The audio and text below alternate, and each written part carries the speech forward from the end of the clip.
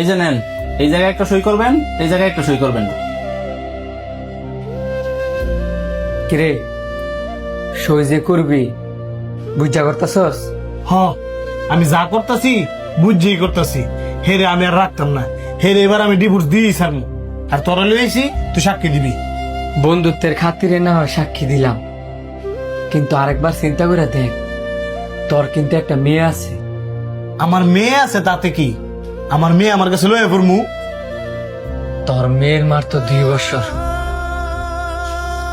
আর তুই তার মার কাছে থেকে তারে আলাদা করে দিবি? তার কি মা দরকার না? আমার মেয়ের যদি মা দরকার হয়, প্রয়োজন হইলে নতুন আরেকটা বিয়ে কইরা নতুন মাইনা দিমু, তারপরে হেরে রাখতাম না। ডিভোর্স তাইলে তুই দিয়ে দিবি?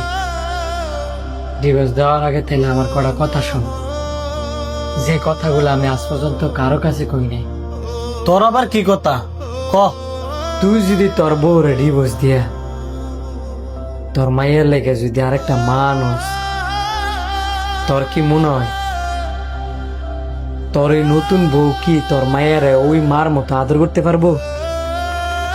অবশ্যই না। হয়তো বা 2-1 দিন আদর করব, কিন্তু তোর ওই বউর ঘরেও কিন্তু ছেলে বা মেয়ে কোনো না কোনো সন্তান হইব। পরে পরে তোর মাইয়ের কি হইব?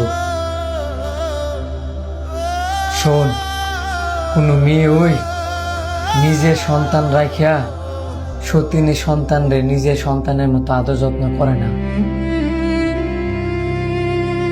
বন্ধু, তুই তোর বিষয়ে কি কথা কইতে নিছিলি হেডা ক। হেরে আর সাফাই গাইস না, কারণ হে অনেক খারাপ। আর প্রয়োজন হলে আমি বিয়ে করতাম না।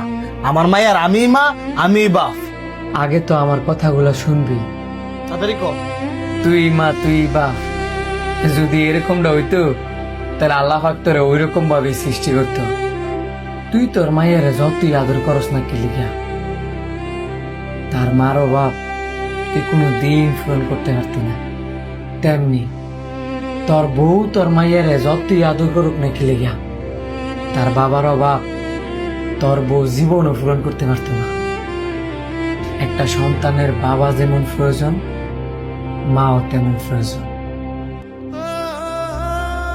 দোষ করলে তুই করছস, দোষ করলে তোর বউ করছি, কিন্তু তোর মায়েরা তো কোনো দোষ করে নাই। তুই একটা বিয়ে করলে নতুন বউ পাবি, তোর বউ একটা বিয়ে করলে নতুন জামাই পাবি, কিন্তু তোর মেয়েটার মাঝখানটা তোর মেয়েটার জীবনটা নষ্ট হইব। আর তোরা তো স্বার্থপর, তুই একটা স্বার্থপর, তোর বউ হচ্ছে আরেকটা স্বার্থপর। তোরা যদি নিজে ঘর স্বার্থ না খুঁজা বাচ্চাটার কথা চিন্তা করতি, তাহলে এই ডিভোর্সের ঘরটা বাচ্চা নিতি না।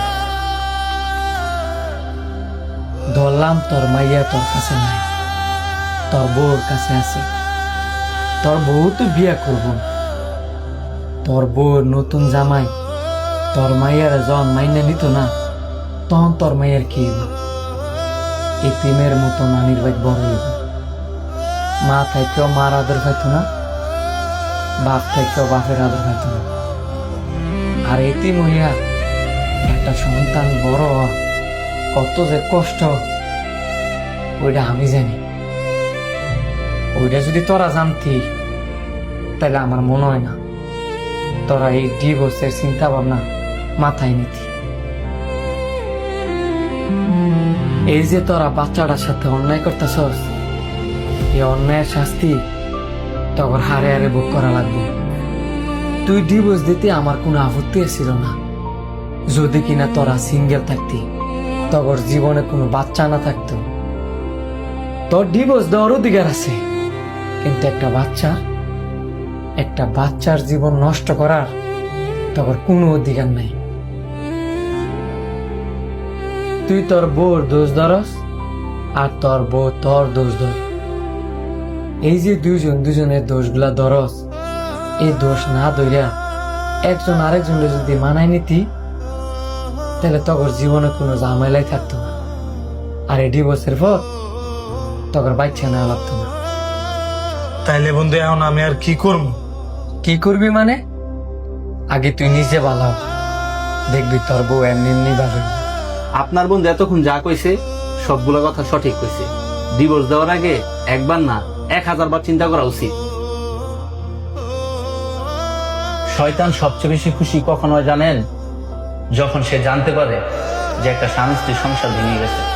আর এই সেম কথাটা যখন আল্লাহ পাক শুনে, তখন আল্লাহ পাকের আরশটা কাঁপা ওঠে।